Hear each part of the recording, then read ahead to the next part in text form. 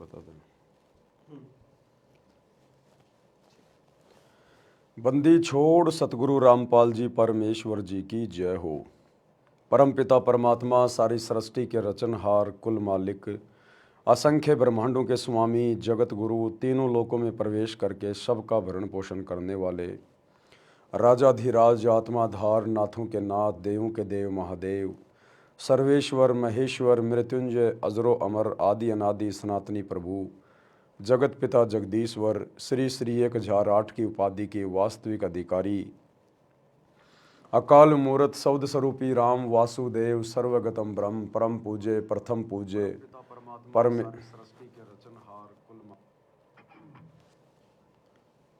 Speaker चल रहा double double lucky speaker double double क्यों चलता है? डबल चल रहा था।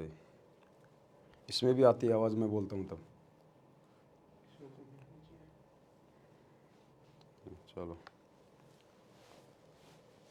परम पूज्य प्रथम पूज्य परम संत परम पुरुष परम धनी परम दयालु सत्य कबीर हक्का कबीर अल्लाहु कबीर अल्लाहु अकबर बाखबर अल्लाह ताला जगत के तारणहार जगत के मुक्तिदाता जगत के जगन्नाथ हारे के सहारे हिंदुओं के राम मुसलमानों के अल्लाह सिखों के वाहिगुरु ईसाइयों के मसीह दया के सागर दया निधि करुणा के सागर करुणा निधि स्वयंभू परिभू संकट मोचन कष्ट हरण मंगल करण दुख भंजन अविगत कबीर निर्विकार निर्विषम परमात्मा अलय अलेख सतगुरु आदि अनादि सतगुरु असली मर्यादा पुरुषोत्तम असली राम असली कृष्ण असली घनश्याम असली मुरारी राजाओं के राजा महाराजाओं के महाराजा शहनशाहों के शहनशाह सम्राटों के सम्राट भगवानों के भगवान अल्लाहों के अल्लाह प्रभुओं के प्रभु मसीहाओं के मसीह सच्चे वाहे गुरु बाबाओं के बाबा पीरों के पीर सेठों के सेठ जगत सेठ सावड़सा सेठ सर्वगुण संपन्न अनंत कोटि कलाओं के स्वामी अनंत कोटि ब्रह्मांडों के नायक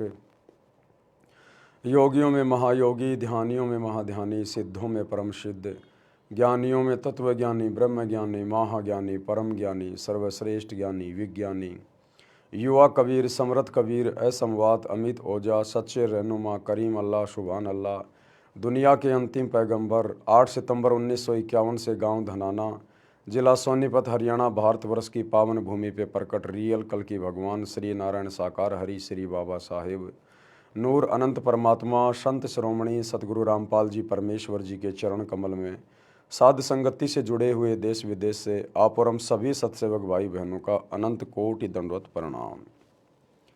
सत्साई भाई और बहनों, दया परम पिता परमेश्वर जी की सतगुरु रामपाल जी भगवान की जिनके शुभ आशीर्वाद से विशेष आशीर्वाद से आप और हम सभी सत्सेवक भाई बहन इस तत्व ज्ञान को आधार बनाकर भक्ति मार्ग पर मोक्ष मार्ग पर दृढ़ता के साथ निरंतर आगे की ओर बढ़ रहे हैं। भाई और बहनों, इस कलयुग की पिछली पीढ़ी में सतगुरु रामपाल जी परमेश्वर जी की विशेष रजा से आप और हम सभी सत्सेवक भाई बहन साध संगति से जुड़े हुए हैं, क्योंकि साध संगति सतलोक के लिए परमात्मा की सतभक्ति का ट्रेनिंग सेंटर है। साध संगति से जुड़कर ही हम अपने गुरु को परमात्मा के रूप में जान सकते हैं, पहचान सकते हैं। और वर्तमान में पूज्य गुरुदेव जी आप और हम सभी आत्माओं के लिए हमें भक्ति मार्ग पर दृढ़ करने के लिए अपने मिशन के तहत हिसार जेल में बैठकर जो विशेष संदेश भेज रहे हैं, इन विशेष संदेश के ऊपर वीडियो बनाने की श्रृंखला जारी है। इसी श्रृंखला में आज हमारा ये 7वें नंबर का वीडियो है, यानी विशेष संदेश नंबर 7 पर आज हम गुरुदेव के ज्ञान आधार से उन्हीं के आशीर्वाद से विश्लेषण करेंगे। भाई और बहनों, गुरुदेव की बहुत बड़ी रजा हो रही है। गुरुदेव के कर कमल से लिखित बहुत सारी पुस्तकों के ऊपर सैकड़ों की संख्या में 2-2, 3-3 घंटे के वीडियो बन चुके हैं। जैसे यथार्थ भक्ति बोध का सरलार्थ, इस पुस्तक पर वीडियो बन चुके हैं। बरवाला कांड की सच्चाई, करोथा कांड की सच्चाई, भ्रष्ट जज कुमारक पर न्यायालय की गिरती गरिमा, सृष्टि रचना, इन पुस्तकों पर वीडियो बन चुके हैं। धरती पर अवतार पुस्तक पर वीडियो बन चुके हैं। भक्ति और भगवान पर वीडियो बन चुके हैं। कबीर सागर के सरलार्थ पे लगभग 60 वीडियो 3-3 घंटे के बन चुके हैं। मुक्ति बोध पर 31 वीडियो बन चुके हैं। और फिलहाल पूज्य गुरुदेव के विशेष आशीर्वाद से रोजाना रात्रि 8 बजे जीने की राह पुस्तक पर वीडियो बन रहे हैं। ये जीने की राह पुस्तक पर जो वीडियो बनाए जा रहे हैं, आज उसका पार्ट नंबर 4 चलेगा लाइव रात्रि 8 बजे इसी Facebook page Pawan Das is live के ऊपर। और ये आम समाज के लोगों के लिए बहुत ही ज़्यादा महत्वपूर्ण वीडियो होंगे, इसलिए जीने की राह पुस्तक पर जो वीडियो बन रहे हैं, आप सभी भगत भाई बहनों ने इन वीडियोज़ को ज़्यादा से ज़्यादा शेयर करना चाहिए। और आप जो जुड़े हुए हैं गुरुदेव से, जिन्होंने गुरुदेव से उपदेश प्राप्त कर रखा है, उन भाई बहनों को चाहिए कि साथ संगति की वीडियो आप जी ज़्यादा से ज़्यादा देखें, ताकि आप जी वर्तमान में भक्ति पर दृढ़ होकर लगे रहें और मर्यादा तोड़ने से बचें। तो चलिए भाई और बहनों, शुरू करते हैं आज पूज्य गुरुदेव जी के मुख कमल से विशेष संदेश नंबर 7। और बीच बीच में जैसे परमात्मा दास को प्रेरणा करेंगे, दास आप जियों को समझाता रहेगा।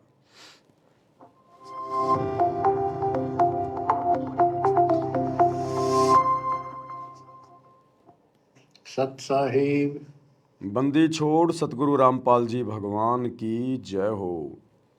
हमें हमारे पूज्य गुरुदेव जब भी सत साहिब बोले तो हमने सत साहिब का जवाब सत साहिब में नहीं देना है, केवल उनके नाम का प्यारा सा जयकारा लगा देना है, जय बंदी छोड़ की जय हो परमात्मा की, या फिर बंदी छोड़ सतगुरु रामपाल जी भगवान की जय हो। हाँ, यदि हमारे भगत भाई बहन हमारे को सत साहिब बोले तो हम प्यार से सत साहिब का जवाब सत साहिब में दे सकते हैं, लेकिन गुरु को सत साहिब का जवाब सत साहिब में नहीं दिया जाता है। जिस प्रकार यदि आपके पिता आपसे हाथ मिलाना चाहें तो आप जी हाथ नहीं मिलाओगे अपने पिता से, आप उनके चरण छुओगे जैसे पहले हम छुआ करते थे, या हाथ जोड़ के झुक के आप उनको प्रणाम करोगे कि प्रणाम पिताजी। इसी प्रकार सतगुरु रामपाल जी हमारे आत्मा के पति हैं, हमारे पिता हैं, परमेश्वर हैं। और सत साहिब का जवाब सत साहिब में अपने बाप को नहीं दिया जाता है, अपने बाप के पैर छुए जाते हैं, दंडवत किया जाता है। तो जब भी हमारे गुरुदेव कभी सत साहिब हमें बोलें तो हमने तुरंत दंडवत प्रणाम करना है, यदि भी हमारे सामने है तो। यदि सामने नहीं है तो फिर हमने उनके नाम का जयकारा लगाना है कि बंदी छोड़ सतगुरु रामपाल जी भगवान की जय हो। सतगुरुदेव की जय। बंदी छोड़ कबीर साहिब जी की जय। बंदी छोड़ गरीबदास जी महाराज जी की जय। स्वामी राम देवानंद जी गुरु महाराज जी की जय हो। इसके बाद जब भी हमारे गुरुदेव जयकारे लगाते हैं, हमारे गुरुदेव बहुत सारे जयकारे लगाते हैं, क्योंकि परमात्मा पे कोई कर्म लागू नहीं होता इस काल के लोक में। कर्म आप और हम जीव आत्माओं के ऊपर लागू हैं, इसलिए हमने केवल पतिव्रता पद पे रह के भक्ति करनी है। एकमात्र जयकारा हमने अपने गुरु जी का ही लगाना है और किसी का नहीं लगाना। तो आपने नोटिस किया होगा, जब भी गुरुदेव तीनों समय की आरती हमें सिखाने के लिए कि आरती कैसे की जाती है, जिसके वीडियो रिकॉर्ड कर रखे हैं, जब भी गुरुदेव तीनों समय की आरती में बोलते हैं तो सबसे पहले जयकारे लगाते हैं। कोई भी सत्संग करते हैं सबसे पहले बहुत सारे जयकारे लगाते हैं, गरीबदास जी का, स्वामी रामानंद जी का, बहुत सारे धामों का। लेकिन आपने नोट किया होगा, और तो सभी जयकारे गुरुदेव लगाते हैं, लेकिन एक जयकारा हम सभी भगत भाई बहन लगाते हैं, और वो है अपने गुरु जी का जयकारा। और जब हम गुरु जी का जयकारा लगाते हैं तो गुरु जी चुप हो जाते हैं, और जब गुरु जी जयकारे लगाते हैं तो हम भगत भाई बहन चुप रहते हैं। क्या मतलब है इसका? इसका मतलब ये है कि बाकी जयकारे तो गुरु जी लगा रहे हैं, और जब गुरु जी का जयकारा लगाने का समय आता है तो हम सभी भाई बहन चुप हो जाते हैं, हम केवल अपने गुरु जी का ही जयकारा लगाते हैं। तो भक्तों ने केवल अपने गुरु का ही जयकारा लगाना होता है, इसलिए गुरु जी हमसे और कोई जयकारा नहीं लगवाते। बाकी सारे जयकारे गुरुदेव स्वयं लगाते हैं। गरीबदास जी की जय, स्वामी राम देवानंद जी की जय, फलाने धाम की जय, सर्व धर्मों की जय, सर्व भक्तों की जय, धर्मी पुरुषों की जय, श्री काशी धाम की जय। सारे जयकारे गुरुजी लगाते हैं। केवल एक जयकारा जब गुरुजी के नाम का जयकारा लगाने का समय आता है तो गुरुजी चुप हो जाते हैं। यानी भक्तों ने केवल अपने गुरु का ही जयकारा लगाना होता है। यदि आपने किसी और का जयकारा लगाया, क्योंकि गुरु यानी परमात्मा, और परमात्मा के अलावा सभी जीव हैं, और जीव का जयकारा लगाने का मतलब है उसकी पूजा करना, पतिव्रता धर्म से नीचे गिरना, क्योंकि जयकारा लगाना, दंडवत प्रणाम करना, ये सब पूजा में आते हैं। पूजा में तो पूजा हमने केवल अपने गुरु की करनी है, किसी और की नहीं। तो जयकारा भी हम केवल अपने गुरु जी का लगाएं, बाकी और किसी का ना लगाएं। छोड़ सतगुरु रामपाल जी भगवान की जय हो। सर्व संतों की जय, सर्व भक्तों की जय, धर्मी पुरुषों की जय, श्री काशी धाम की जय, श्री सुडानी धाम की जय, श्री क्रोथा धाम की जय, श्री बरवाड़ा धाम की जय। सत्साहिब गरीब नमो नमो सत्य पुरुष को, नमस्कार गुरु की नहीं, सुर नर मुनिजन साधु, संतों सर्वस दीन। सतगुरु साहिब संत सब, दंडवतम प्रणाम, आगे पीछे मध्य हुए, किनको पूर्व। कबीर सतगुरु के उपदेश का, सुनिया एक विचार, जय सतगुरु मिलते नहीं, जाते नरक द्वार। जितना हो सके हम अपने गुरुदेव भगवान की महिमा करें, जितना हो सके अपने गुरुदेव भगवान की मर्यादाओं में रहें। हमारी सोच, हमारे विचार हमारे गुरुदेव भगवान के इर्द गिर्द रहनी चाहिए, इर्द गिर्द। क्योंकि अब हमें पता चल गया है ये तत्व ज्ञान लेकर कि ये जो मनुष्य देह स्त्री या पुरुष की हमें गुरुदेव ने दी है, ये केवल उनकी महिमा के लिए है, उनकी भक्ति के लिए है, उनको प्राप्त करने के लिए है। बाकी जितने भी कर्म हैं ये तो 84 लाख योनियों में सभी पशु पक्षी कर रहे हैं। ठीक है, जो आवश्यक जिम्मेदारियां दी है भगवान ने, एक पिता की भूमिका, एक बेटे की भूमिका, ये भूमिकाएं भी हमने निभानी है, ये जिम्मेदारियां भी हमने निभानी है। लेकिन सबसे प्रमुख जिम्मेदारी, सबसे बड़ी जिम्मेदारी अपने गुरुदेव भगवान की भक्ति मर्यादाओं में रह के करना, अपने गुरु को प्रसन्न करना। यानी भक्ति हमारी प्रथम प्राथमिकता होनी चाहिए इस मनुष्य शरीर को प्राप्त करके। यदि हम भक्ति अपने गुरु को प्राथमिकता पर लेकर करेंगे, प्रथम रख के करेंगे और मर्यादा में रह के करेंगे, तो बाकी जिम्मेदारियां भी परमात्मा आसान कर देगा, बहुत आसान कर देगा। जो बिना सतगुरु के बहुत मुश्किल हैं। इंसान सारा दिन बैल और गधे की तरह कमाता रहता है, लेकिन उसकी जिम्मेदारियां पूरी नहीं हो पाती। लेकिन यदि हम सतगुरु को शीश पे रख के चलेंगे, मर्यादाओं में चलेंगे, उनको प्रसन्न रखेंगे, तो सतगुरु हमारे लिए बाकी जिम्मेदारियां निभाना भी बहुत आसान कर देंगे, बहुत आसान। हमें पता ही नहीं चलेगा। पहले जहां हम 12-12 घंटे काम किया करते थे, अब केवल 5-6 घंटे में आसानी से हमारे घर का खर्चा चलेगा। क्योंकि एक तो सतगुरु ने वैसे ही हमारी बुराइयां छुड़वा कर, नशा छुड़वा कर, ये फालतू के रीति रिवाज, परंपरा, त्यौहार, ब्याह शादी छुड़वा कर हमारा 80% खर्चा और सिरदर्द तो वैसे दूर कर दिया। तो हमें ज़्यादा कमाने की ज़रूरत ही नहीं पड़ेगी, क्योंकि हम केवल इन्हीं चीज़ों के लिए तो कमाया करते थे। कभी महीने में 2 बार किसी की शादी आ गई, वहाँ कपड़े लेके जाने हैं, किसी का जन्मदिन आ गया, किसी का भात आ गया, किसी का छूचक आ गया, पता नहीं क्या क्या दुनिया भर के प्रोग्राम, कभी होली, कभी दिवाली, कभी मकर संक्रांति, कभी क्या आ गया। तो इन दुनिया भर के आडंबरों में हम अपना व्यर्थ का पैसा जो पसीना बहा बहा के कमाया करते थे वो बर्बाद करते रहते थे। अब गुरुदेव ने हमें तत्व ज्ञान देकर तमाम प्रकार की बुराइयों से, रीति रिवाजों से, परंपराओं से दूर कर दिया है। तो हमारी 80% टेंशन, सिरदर्द, खर्चा तो वैसे गुरु ने कम कर दिया। तो भला हम ज़्यादा कमाने की ज़रूरत क्या पड़ेगी। अब जो समय हमारा गुरुदेव ने बचाया है, उस समय को हम परमात्मा की भक्ति में लगाएं। तीनों समय की आरती को हम विधि विधान से करें, समय निकाल के करें, पुस्तक को हाथ में लेके करें। हमने उस पुस्तक का पाठ करना होता है, वो पाठ करने के लिए दिए भगवान ने। इन मोबाइलों में तो आरती केवल गुरुदेव ने इसलिए डाली है ताकि हमें पता चले कि आरती हमने कैसे करनी है, कहाँ पर क्या बोलना है, इसलिए। और गुरुदेव ने खुद आरती की पुस्तक हाथ में लेकर और आरती करके हमें ये दिखाया कि जैसे मैं अपने मुंह बोले गुरु के सामने आरती कर रहा हूँ, इसी प्रकार तुमने भी इस पुस्तक को हाथ में लेकर मेरी तरह और इसी प्रकार से अपने मुख से आरती करनी है, तब इसका पाठ समझा जाएगा। और भक्ति बोध जो पुस्तक है तीनों समय की आरती वाली, उसमें सबसे ऊपर लिखा है मूल्य, और मूल्य की जगह लिखा है नित्य नियम पाठ। अगर हम इस पुस्तक को हाथ में लेके रोजाना तीनों समय की आरती का पाठ करते हैं तो समझो हम अपने गुरुदेव भगवान को इस पुस्तक की कीमत अदा कर रहे हैं, अन्यथा हम उनके साथ में धोखा कर रहे हैं।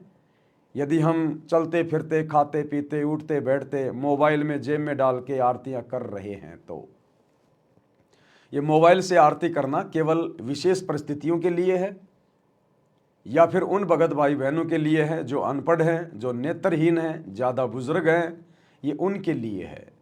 बाकी आत्माओं के लिए परमात्मा ने हमें विधि बता दी और हमें पुस्तक दे दी है।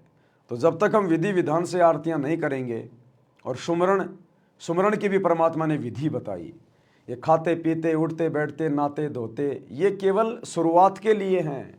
जब हम भक्ति से जुड़ते हैं तो शुरुआत में हमने चलो कोई बात नहीं, इतना ज्ञान नहीं होता, हम गुरुजी की मर्यादाओं को इतना विशेष नहीं समझ पाते ज्ञान के कारण, तो जैसे भी चलते फिरते, खाते नहाते धोते, आते जाते मंत्र हम करते रहते हैं, वो भी करने हैं। लेकिन उसके बाद गुरुदेव ने सत्संग में बताया कि आपने विशेष तौर पर सुरती, नृत्य, मन और पवन के साथ ध्यान लगाकर आपने मंत्र करने पड़ेंगे। कुछ समय निकालिए, इस परमात्मा की भक्ति को प्रथम महत्व दीजिए। एकांत में बैठ के 10 मिनट 5 मिनट शांति से ध्यान लगाकर क्या मंत्र ले रहा हूँ, क्या छोड़ रहा हूँ, हम इस प्रकार से ध्यान से मंत्र करेंगे, सुरती नृत्य से, तब ये मंत्र अपना विशेष काम करेंगे।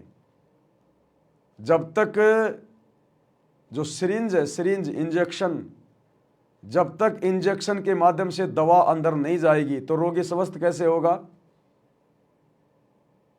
जब दवा अंदर जाएगी तभी तो रोग कटेगा।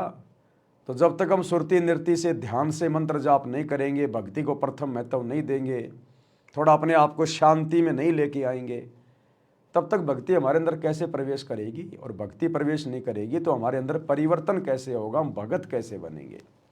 तो इन बातों का भी हमने ध्यान रखना है। तो इन समस्त बातों को ध्यान में रखने के लिए गुरुदेव कह रहे हैं कि सतगुरु के उपदेश का और लाया एक विचार, और जय सतगुरु मिलते नहीं हम जाते नरक द्वार। अगर हमें ऐसा सतगुरु ना मिलता, ऐसा अनमोल ज्ञान प्रदान ना करता, ऐसी अनमोल भक्ति ना देता, तो आज हमारी क्या हालत होती? बाकी दुनिया वाले देख लो, आए दिन अखबार में क्या आता है, छोटे से जमीन के टुकड़े पे झगड़ा हो गया, लड़ाई हो गई, सर फूट गया, परिवार के 2 व्यक्ति मर गए, गाड़ियां एक्सीडेंट हो रही है, लोग गाड़ियों में मर रहे हैं, कट रहे हैं, किसी की आंख फूट गई, किसी का हाथ कट गया, सारा दिन भाग दौड़, एक पैर भी इंसान का टिकता नहीं है, दुनिया भर की टेंशन सारा दिन दिमाग में लाद के चलता है, रात को नींद भी ढंग से नहीं ले पाता, सुबह उठते फिर वही प्रक्रिया।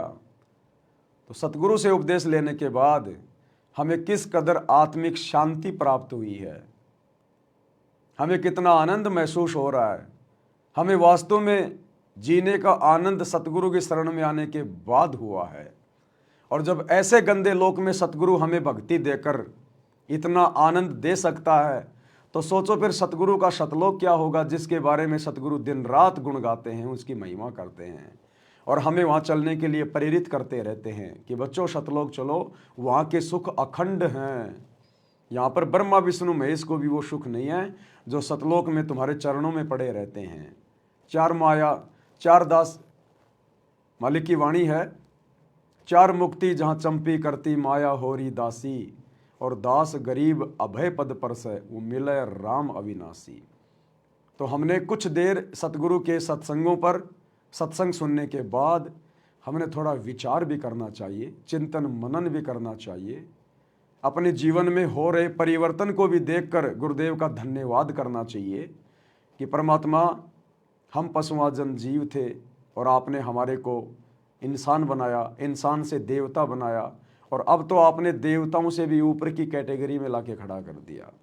क्योंकि देवता तो झूठ भी बोलते हैं, देवताओं में राग द्वेष ईर्ष्या मान बढ़ाई लड़ाई झगड़ा सब कुछ है, देवता राज्य प्राप्ति की इच्छा चाहते हैं, लेकिन आज आप और हमारी परमात्मा ने वो सारी इच्छाएं मिट दी, सतगुरु मिले तो इच्छा मेटे, पद मिल पदे समाना।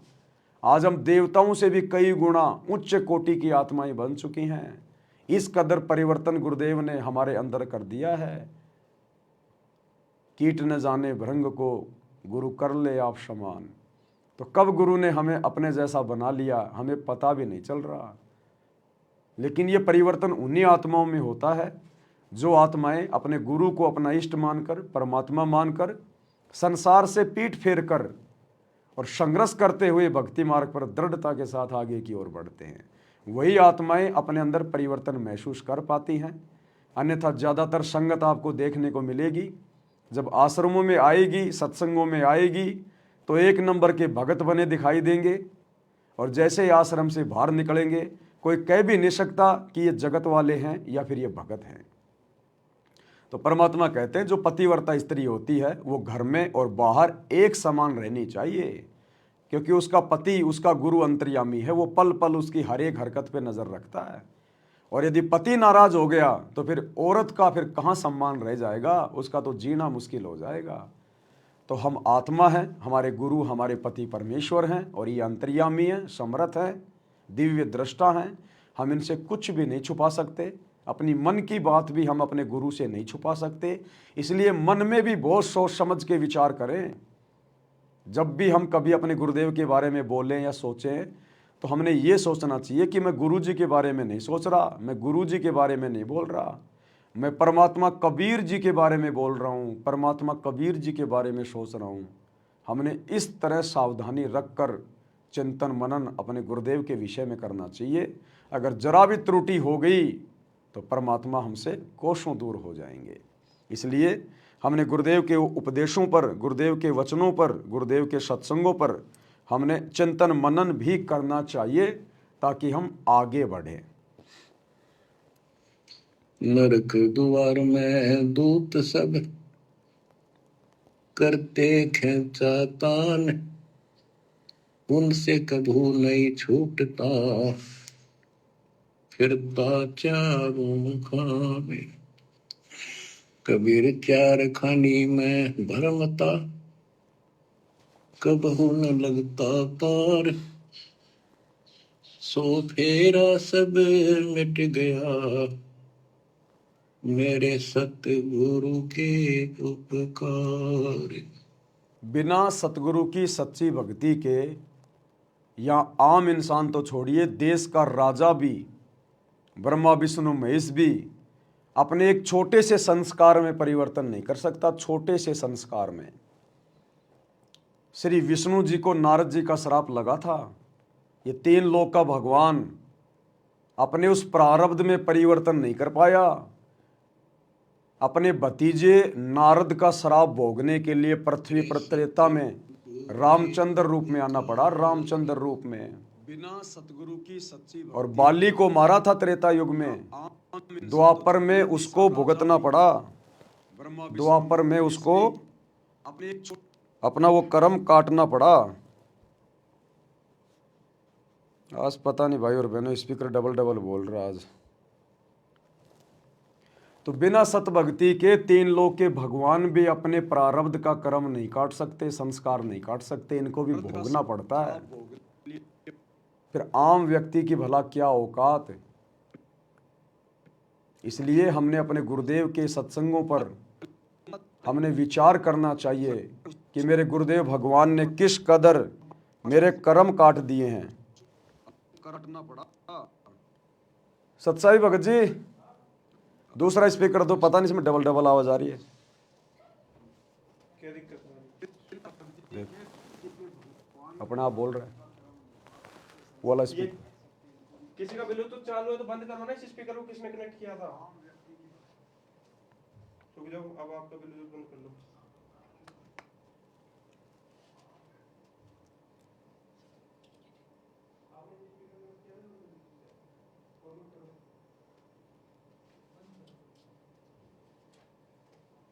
आप कनेक्ट करो एक बार। नोटिफिकेशन वगैरह सब बंद करके रखो ना इनके। कनेक्ट ही है तो इससे कनेक्ट है ना, चला के देखो एक बार। चल तो रहा है लेकिन बीच बीच में फिर और आवाज़ आ रही किसी है ना और का इसमें। ब्लूटूथ से भी कनेक्ट है ये। किसी और का किसका कनेक्ट होगा? अब सुनो आ रही है। आएगी फिर बीच में हो जाएगा फिर। चलो नहीं, जाओ। सबके करो। तो इस प्रकार हमने अपने गुरुदेव भगवान का धन्यवाद करना चाहिए, चिंतन मनन करना चाहिए कि परमेश्वर आपकी शरण में आए बिना यहाँ की जो परम शक्ति है, ब्रह्मा विष्णु महेश है, वो भी अपने कर्म नहीं काट सकते। और आपने परमात्मा हमें अपनी शरण में लेकर हमारे जन्म जन्मांतरों के कर्म काट दिए, युगों युगों के पाप कर्म काट दिए। हम 84 लाख योनियों में जाने थे, वहाँ कष्ट उठाने थे। ये परमात्मा आपने अपनी शरण में लेकर हमें गधे कुत्ते सूअर बनने से बचाया। हमारे भाग्य में ना जाने आगे क्या क्या संकट थे, क्योंकि ये कलयुग चल रहा है। इस समय केवल हमारे पाप कर्म बचे हुए थे, पुण्य हम पहले के युगों में खा चुके थे, खर्च कर चुके थे। और पाप कर्मों के कारण ना जाने क्या क्या दुख हमारे ऊपर आने थे। लेकिन आपके शरण में आने के बाद आपने हर प्रकार से हमारे पाप कर्मों का सत्यानाश कर दिया। कबीर जब ही सतनाम हृदय धर्यो भयो पाप को नाश, और जैसे चिनगारी अग्नि की पड़े पुराने घास। तो ऐसे दीन दयाल सतगुरु की हम जितनी महिमा करें, जितना गुणगान करें, उनके सत्संगों पर हम जितना चिंतन मनन करें, बार बार उनका धन्यवाद करें, उतना ही कम है। और जय जय सतगुरु मेरे की, जय जय सतगुरु मेरे की,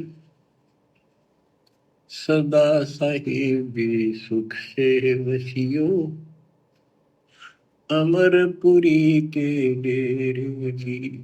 जय जय सतगुरु मेरे की, जय जय सतगुरु मेरे की, सदा साहिबी सुख से वसियो, सतलोक के डेरे।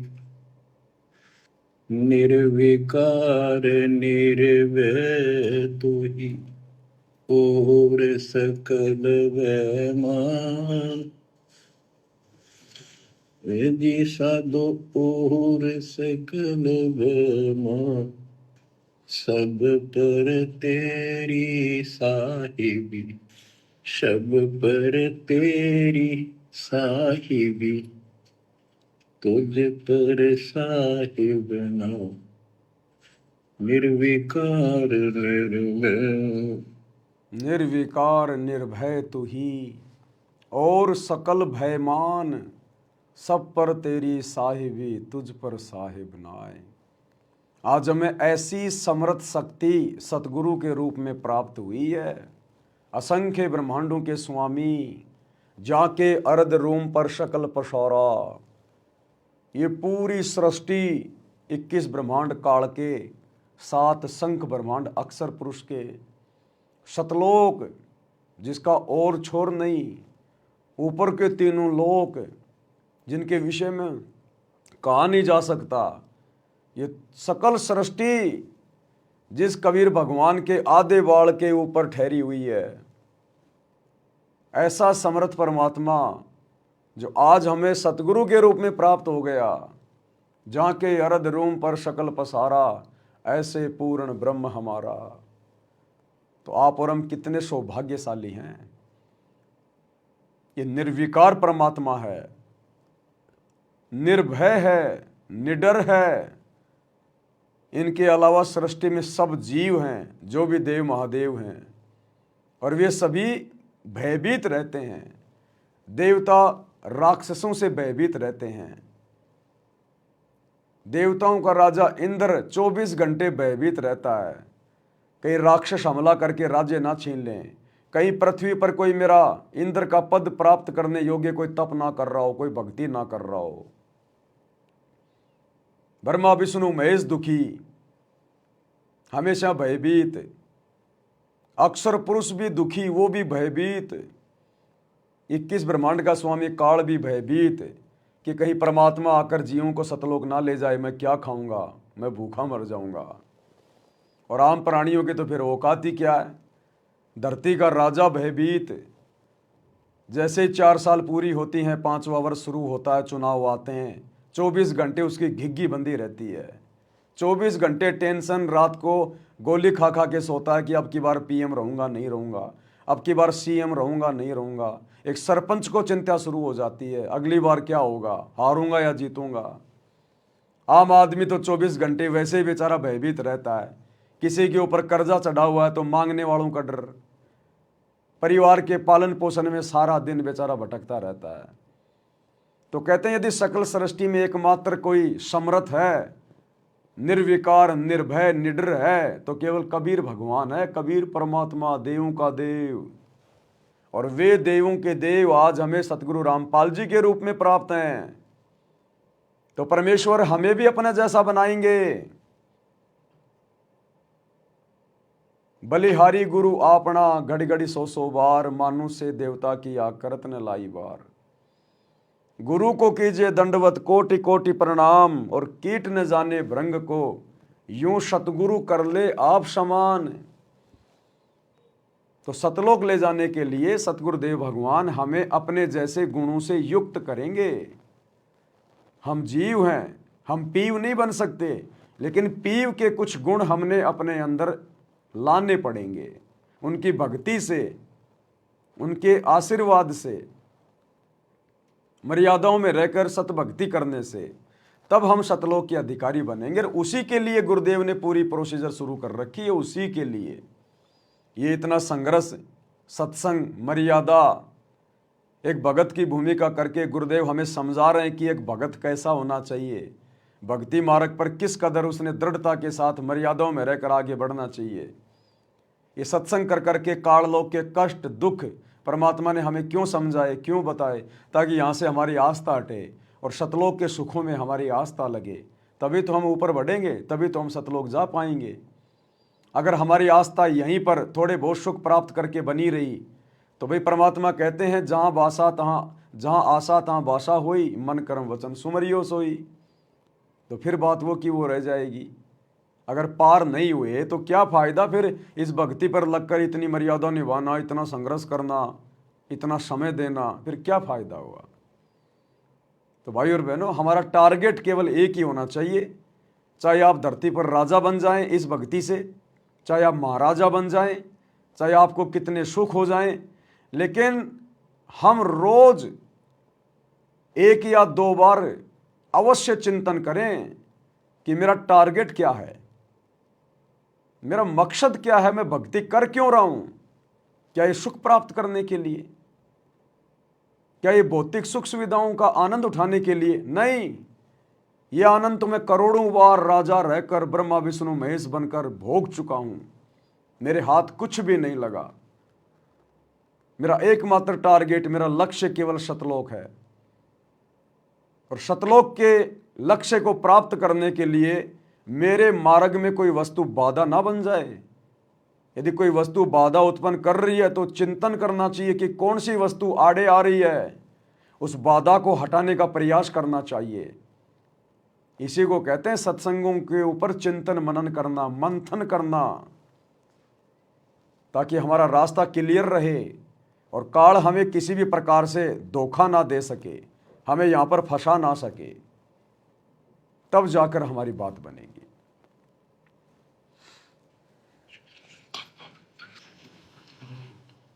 परमपिता परमात्मा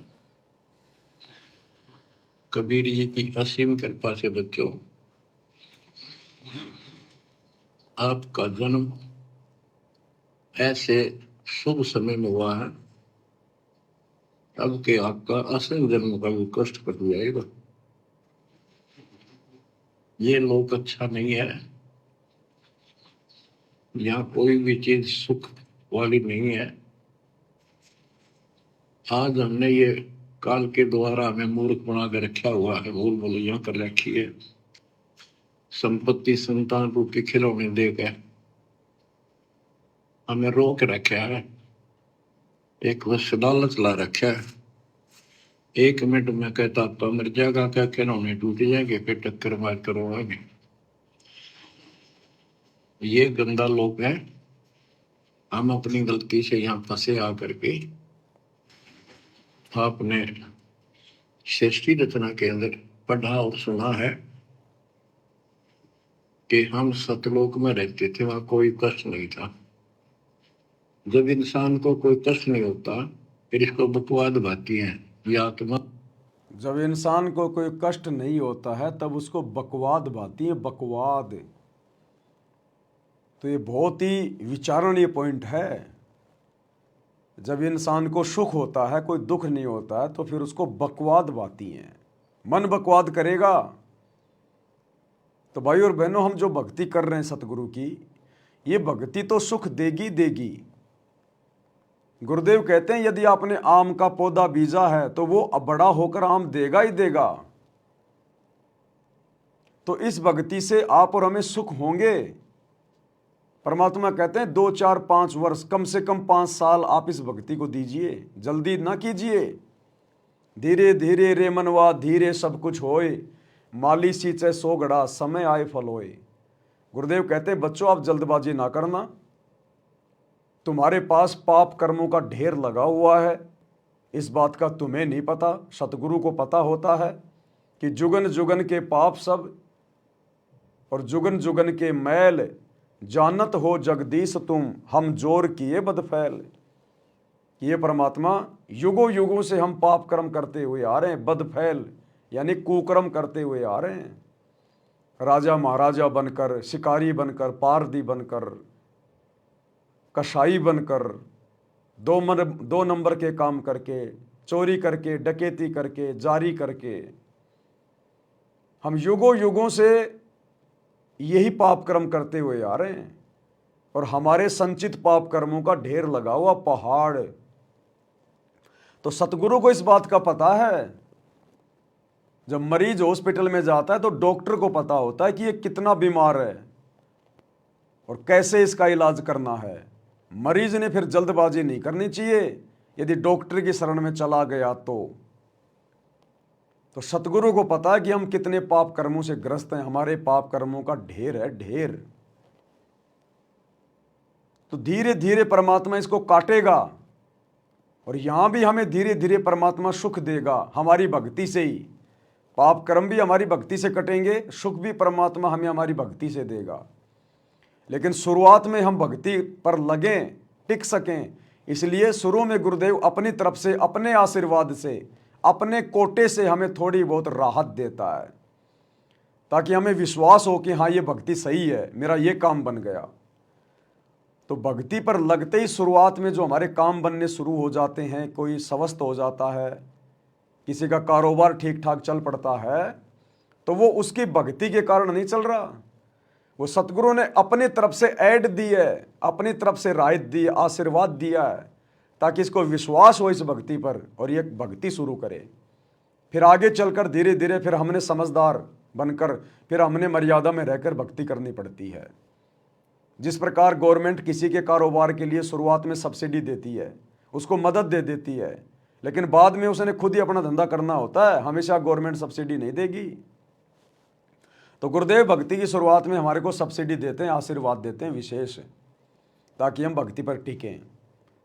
तो जैसे जैसे हमारे को 4-5 साल इस भक्ति पर होंगी, फिर हमारे घर में, हमारे काम धंधे में, हमारे शरीर में बरकत होनी शुरू हो जाएगी और हमें सुख होंगे। और फिर परमात्मा का नियम है कि जैसे जीव सुखी होगा, काल अपना दाव खेलेगा। फिर ये इंसान बकवाद करना शुरू कर देता है, नए नए कारोबार खोलना शुरू कर देता है। पहले बीमार था, परेशान था, भगवान के आगे हाथ जोड़ता रहता था, कहीं बकवाद नहीं करता था। स्वस्थ होने के बाद फिर ये रिश्तेदारियों में घूमने लग जाएगा, ब्याह शादी में घूमने लग जाएगा, यार दोस्तों के साथ में घूमने लग जाएगा। तो फिर ये मन बकवाद की ओर लेके जाएगा। तो परमात्मा हमें समझा रहे हैं कि जब ये जीव सुखी होता है तो ये बकवाद की ओर चलता है, ये नियम है। तो हमने इस बात का भी ध्यान रखना है भक्ति करते करते, भले हम कितने सुख प्राप्त करें, भले हम कितने सुखी हो जाएं, लेकिन गुरुदेव के इन वचनों को नहीं भूलना चाहिए। और हमने अपनी औकात में रह के, अपनी हद में रह के, अपने पुराने दिनों को याद करके कि सतगुरु के मिलने से पहले मेरा क्या जीवन था, जानवर की तरह था मैं, कोई मांगने पे भी उधार पैसे नहीं देता था। फिर तू आज किन के जाके बीच में बैठ रहा है? जो लोग उस समय तेरी शक्ल नहीं देखना पसंद करते थे, 1 रुपया तुझे कोई उधार नहीं देता था, आज स्वस्थ होने के बाद, सुखी होने के बाद तू उन्हीं दुनिया वालों में जाके बैठ रहा है, भगवान के महत्व को धीरे धीरे भुला रहा है। फिर ये काल का दाव लगना शुरू हो जाता है। इसीलिए तो परमात्मा कहते हैं दुनिया से ती दोस्ती पड़े भजन में भंग, भाई एका एकी राम से या साधु के संग। भले हमारा कोई कितना ही प्यारा मित्र को ना हो, भले हमारा कोई कितना ही प्यारा रिश्तेदार क्यों ना हो, परमात्मा कहते हैं यदि आपको काम है तो जाइए, फालतू में बैठकर बकवाद ना कीजिए। गांव में कोई ताश खेल रहा है, 4 आदमी बैठ के आपस में निंदा चुगली कर रहे हैं, भगत ने उनके बीच में जाके नहीं बैठना चाहिए। वहां परमात्मा दुखी होता है, नाराज होता है। इसलिए हमने इन बातों का ध्यान रखना है और गुरुदेव के प्रत्येक वचन को आधार बनाकर भक्ति करनी है। ये सारी बातें परमात्मा हमें सत्संगों में समझा चुके हैं, जिनको हमने सीरियस लेके नहीं सुना। अब परमात्मा साथ संगति के माध्यम से एक बार रिवीजन करवा रहे हैं कि हमने किस प्रकार से अपनी भक्ति को सफल करना है। कबीरा दुनिया से ती दोस्ती ओए भजन में भंगे, एका एकी राम से कैसा साधु के संगे। बिना सत्संगी के पास बैठने में भी आपको पाप लगेगा, आपका भजन भंग हो सकता है।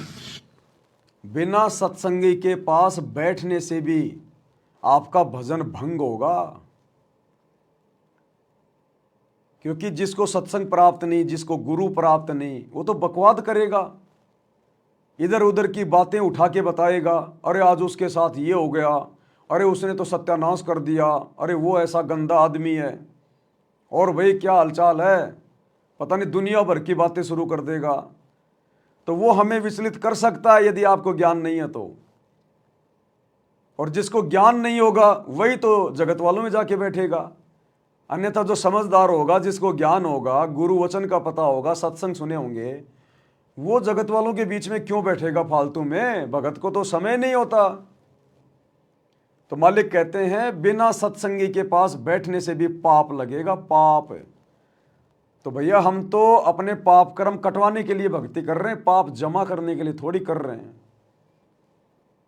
अभी आपने 2 दिन पहले देखा गोहाना जाट महासभा, सोनीपत की गोहाना जाट महासभा, जिसकी धर्मशाला का 5वां फ्लोर सतगुरु रामपाल जी के दोनों बेटों ने भगत समाज के ज्योति पाठ और दान के पैसों से 1 करोड़ रुपए से बनवाया। समाज के साथ यारी निभा रहे हैं।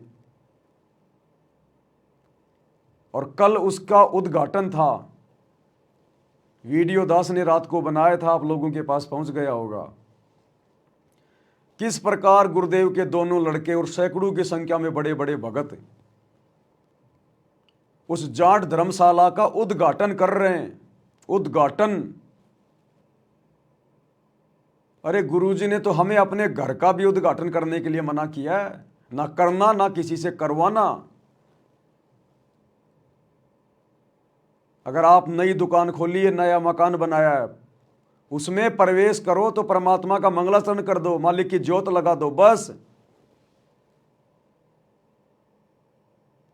अब वो जाट समाज के लोग, उन्होंने तो बीजेपी के नेताओं को बुलाया, इधर से संत रामपाल जी के दोनों बेटों को बुला लिया। अब बेटे अकेले थोड़ी जाएंगे, सैकड़ों भक्तों को साथ में ले लिया। और वहां पर गुरुजी के दोनों लड़के जगत वालों से अपने गले में फूलों की माला डलवा रहे हैं, अपना स्वागत करवा रहे हैं, खुद भी दूसरों के गलों में फूलों की माला डाल रहे हैं और कह रहे हैं हम 30 साल से भक्ति कर रहे हैं, 30 साल से। जबकि गुरुजी ने सतनाम के नियम नंबर 4 में स्पष्ट मना कर रखा है कि भगत ने अपने गले में ना तो माला डलवानी है, ना किसी के गले में माला डालनी है। माला डालने का मतलब है पूजा, और भगत कभी अपनी पूजा नहीं करवा सकता। लेकिन भाई और बहनों, ये लोग बिल्कुल काल की गोद में बैठे हैं, काल की गोद में। इन्हें सतगुरु से, सतगुरु की मर्यादाओं से कोई लेना देना नहीं है। ये काल के द्वारा भेजे गए जीव हैं पृथ्वी पर। तो गुरु का वचन कभी झूठ नहीं हो सकता। साध वचन पलटे नहीं, पलट जाए ब्रह्मांड। कि जब तुम्हें सुख होंगे तो फिर तुम बकवाद की ओर चलोगे। आज गुरु जी के परिवार को सुख है। इस काल के लोक में सुख कौन मानता है? जिसके पास पैसा हो, धन हो। तो संगत ने खूब ज्योति पाठ और दान दे दे के आज इनको धनी बना दिया। इन कुपात्रों के हाथों में दान दे के इनको सुखी बना दिया। अब ये कुपात्र अपने भी कर्म फोड़ रहे हैं और दान देने वाली संगत के भी कर्म फुड़वा रहे हैं। तो गुरु का वचन झूठ नहीं हो सकता, मिथ्या नहीं हो सकता भाई और बहनों। ये बहुत भयंकर षड्यंत्र है काल का। यदि हमने सतलोक चलना है तो हमने काल से मुंह फेरना पड़ेगा, काल की दुनिया से पीठ फेरनी पड़ेगी। भाई हम समर्थ के शरण में आ गए, अब हमें अपना सतगुरु किस चीज के भरोसे रहने देगा जो हम दुनिया की तरफ मुंह देख के चलें?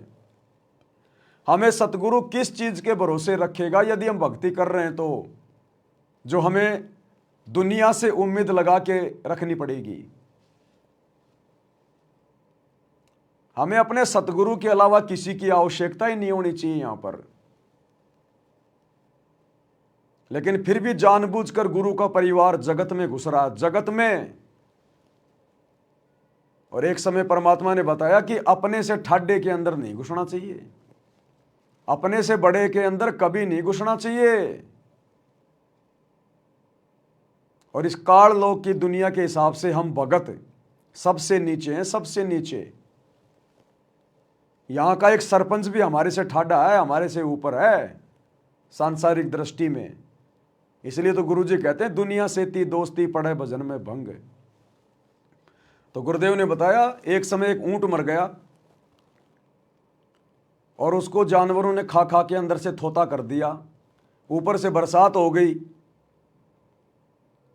तो एक गीदड़ था, गीदड़, वो ऊंट को खाता खाता अंदर से उसको खोखला कर लिया और उसके अंदर जाके खाने लग गया।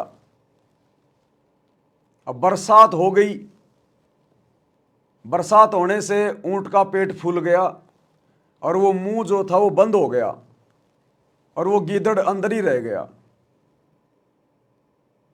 अब गीदड़ मार रहा टक्कर, अब वो द्वार खुल नहीं रहा।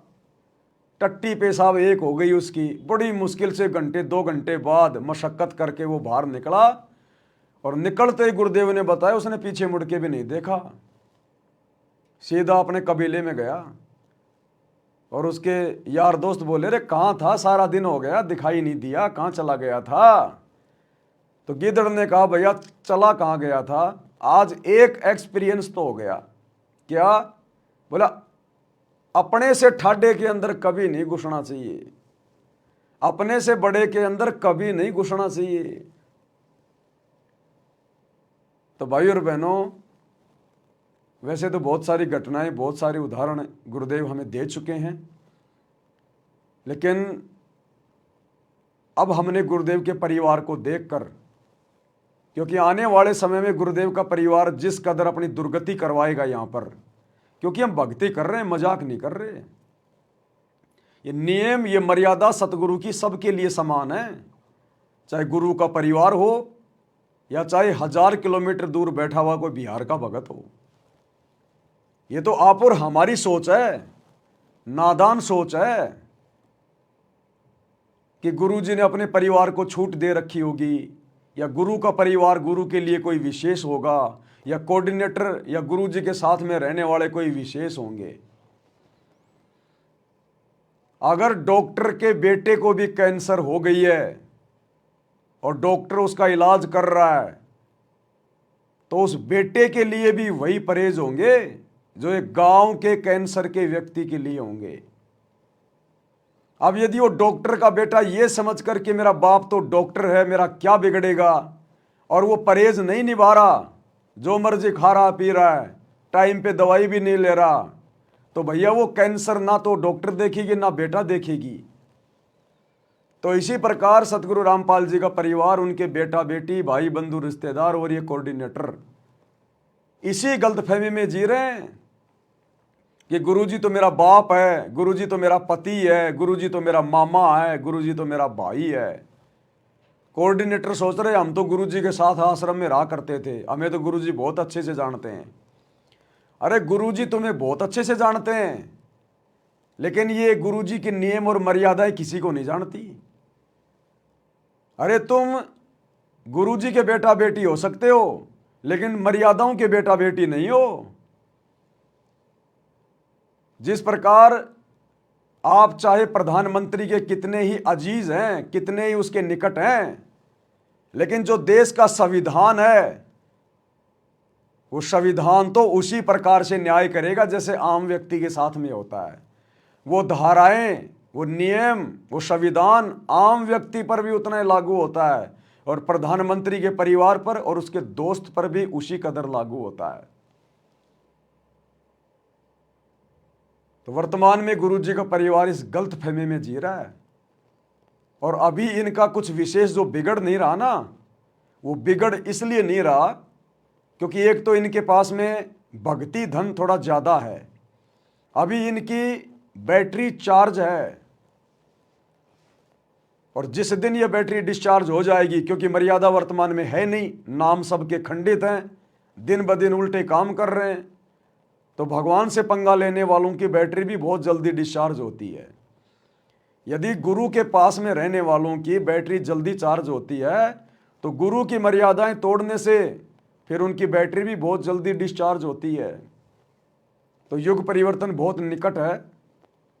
ये आसमान को छूते हुए दिखाई देने वाले गुरुजी के परिवार वाले ये कब पाताल लोक में समा जाएंगे पता भी नहीं चलेगा, देखते ही देखते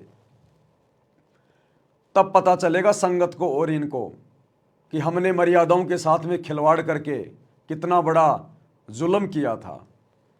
और तब पता चलेगा कि ये गुरु समदृष्टि है, समदृष्टि। ये अपनी किसी भी आत्मा में कोई भेदभाव नहीं करता। तो भाई और बहनों, हमने इन घटनाओं से भी शिक्षा लेनी है। जिस कदर काल प्रेरणा से गुरु को और भक्ति को हल्के में लेकर, मर्यादाओं को हल्के में लेकर, जिस कदर गुरु का परिवार आज काल की गोद में बैठकर तांडव मचा रहा है, भक्ति और भगवान को हल्के में ले रहा है, इसलिए परमात्मा कहते हैं जरा सा सुख होता है ये मन बकवाद की तरफ दौड़ता है, बकवाद की तरफ है। तो भक्ति करते करते हमने गुरु के इन वचनों को विशेष तौर पर ध्यान रख कर आगे बढ़ना है। हे भगवान, हे गुरुदेव, कहीं ये मन मेरे साथ में कोई धोखा ना कर दे, कहीं मेरे साथ में कोई खेल ना खेल जाए। रोजाना रात्रि को सोने से पहले आपने चिंतन करना चाहिए, आज पूरे दिन मैंने क्या किया, मैंने कोई मर्यादा तोड़ने वाला काम तो नहीं कर दिया, मेरे से ऐसी कोई छोटी मोटी गलती तो नहीं हो गई। एक बार हमने रात्रि को सोते सोते या सोने से पहले या बिस्तर पर लेटे लेटे 5 मिनट हमने अपने पूरे दिन की जो क्रिया है उसके ऊपर हमने चिंतन करना चाहिए कि आज मेरे से कोई स्वतंत्र कर्म तो नहीं हो गया, मेरे से कहीं कोई मर्यादा में उक चूक तो नहीं हो गई।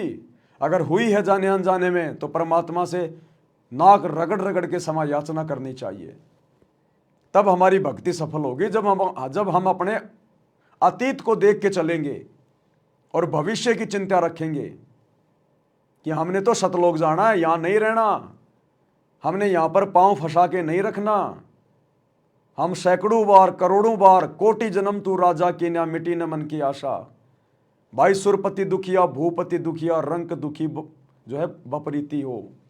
ये सारे उदाहरण गुरुदेव ने दे रखे कि यहाँ देवताओं के राजा भी सुखी नहीं है, खुद ये तीनों देवता भी सुखी नहीं है, तुम कैसे सुखी हो सकते हो। इसलिए भूलो मत भक्ति, मर्यादाओं को हल्के में मत लो, क्योंकि गुरु बार बार आपको दबाव दे के नहीं समझाएगा। गुरु 24 घंटे आपके पीछे नहीं लगा रहेगा। गुरुजी ने सार्वजनिक तौर पर ज्ञान दे दिया, अब उन सत्संगों को आधार बनाकर हमने आगे बढ़ना होगा फिर। तो इस प्रकार से भाई और बहनों, सतगुरु का एक एक वचन परम सत्य है कि जरा सा सुख हुआ नहीं और ये काल इस जीव को तुरंत दबोच लेगा, तुरंत। इसलिए परमात्मा कहते हैं जगत वालों के साथ में जो अनुपदेशी हैं, चाहे वो रिश्तेदार हों चाहे यार दोस्त हों, यारी दोस्ती तो भक्ति में हमने रखनी नहीं है। यदि हमारा कोई यार दोस्त भी है तो हमारा गुरु है, गुरु। अनुपदेशी व्यक्ति चाहे कोई भी हो, कितना ही प्यारा क्यों ना हो, यदि विशेष काम है तो उसके संपर्क में आइए, अपना काम कीजिए, तुरंत लौट के आइए। वो आपको बहकाने का प्रयास करेगा, अरे भाई बैठ जा, बहुत दिनों में आया, अरे बच्चों चाय बनाओ रे, तुम्हारे चाचा जी आए हैं। बोले भाई साहब माफी चाहता हूं, समय नहीं है, फिर कभी देखेंगे। निकल लो उसके बोलते बोलते। एक बार अगर बैठ गए तो वो तुम्हें देने वाला कुछ नहीं है। तुम्हारे मेमोरी कार्ड में उल्टी सीधी बातें भरेगा, इधर उधर की बातें, तुमसे झूठी हाँ भरवाएगा। अरे यार वो नहीं है क्या वो फलाना फलाना, अरे बड़ा निकम्मा आदमी यार वो, उसने उसके साथ ये कर दिया। आपसे झूठी हाँ भरवाएगा, आप बैठे बैठे करोगे हाँ हाँ हाँ हाँ हाँ हाँ। निंदा चुगली में हाँ मिला के परमात्मा के दोषी बनोगे, और उसके घर की चाय पी के, उसके घर का पानी पी के पाप के भागी बनोगे, क्योंकि वो अनुपदेशी है। उसके ऊपर तो 3 लोक का भार चढ़ा हुआ है, पाप कर्म है उसके। हम उसके घर का पानी पिएंगे तो भी हम उसके कर्म बंटवा रहे हैं, उसके घर का खाना खा लिया तो भी हम उसके पाप कर्म खा रहे हैं। इसलिए मालिक कहते हैं दुनिया से ती दोस्ती पड़े भजन में भंग, एकाएकी राम से या साधु के संग। एकाएकी राम से यानी अपने गुरुजी से लगे रहो। एकाएकी राम से मोबाइल में सत्संग चला दिए, सुन लिए, अपना काम कर रहा है, नहीं तो अपना लेट रहा है। एकाएकी राम से अपनी आरती कर ले, सुमरन कर ले, सत्संग सुन ले, कोई शब्द गा ले, या साधु के संग, या अपने किसी भगत भाई बहन के पास चला जा अगर फ्री है तो, अगर कोई आस पास में है तो, या किसी भगत भाई बहन से मोबाइल पे अपनी बातें हो गई, परमात्मा की चर्चा हो गई।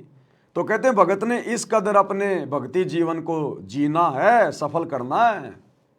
इसलिए परमात्मा कह रहे हैं इस वाणी में,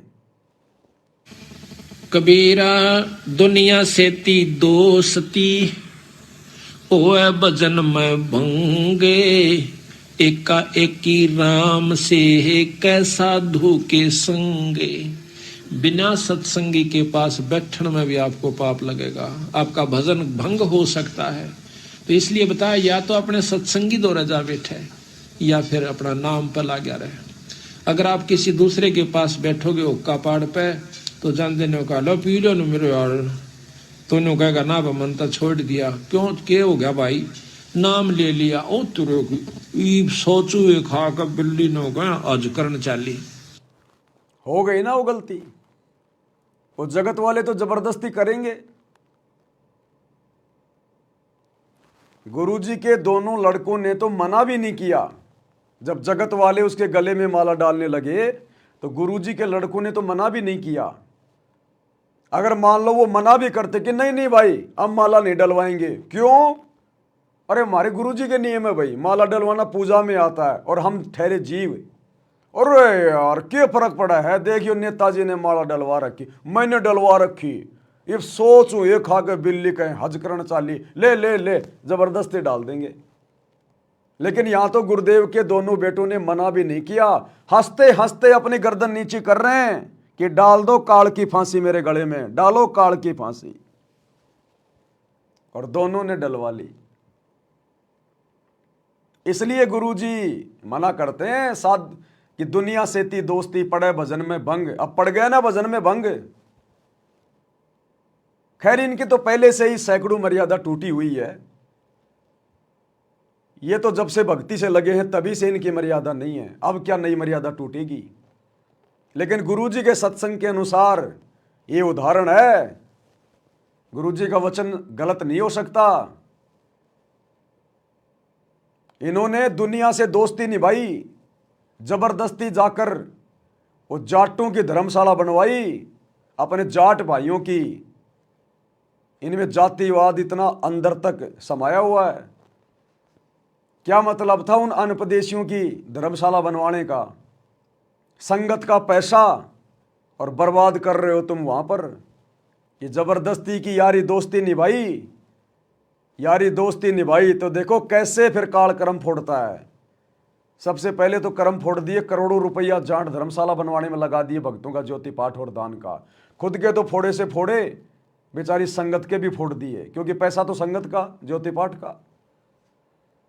उसके बाद उसके उद्घाटन पे गए, गले में माला डलवा के अपना सम्मान करवाया, अपनी पूजा करवाई, वो गुरुजी की मर्यादा तोड़ दी। भाई और बहनों, ऐसे परमात्मा हमें सावधान करते हैं, और उदाहरण आप जी देख ही रहे हो साथ साथ में। यानी 36 ताने मारेगा और फिर नो कहेगा भाई काल न तो दरवट्टी भी छुटवाओगे तेरी, यो नारा सत्संग देखा। तो आपके मन में विक्षेप हो सकता है, 1 दिन में, 2 दिन में, 3 दिन में तो जरूर अपना रंग वो चढ़ा के मानेगा। तो इस करके उड़ा बैठे नहीं उस दौरे रा अपना सत्साहिब कर उठ कर चलता बना। कोई प्रेमी दौरा बैठे, प्रेमी नहीं है तो अपनी कैसेट ला ले, कैसेट भी नहीं है तो अपना नाम सुमन लाग जा, खेत में चला जा, घूमे जा, भजन करे जा, अपना डोला पर हंडे जा, वैसे बैठ कर ले जा, डेके में धूप में कोठड़े का गए अपनी चारपाई ना कर। तो कहते हैं कबीरा रसरी पाँव में के सोवै सुख चैन, यो श्वास नंगारा कूच का तेरा बाज रहा दिन रहने।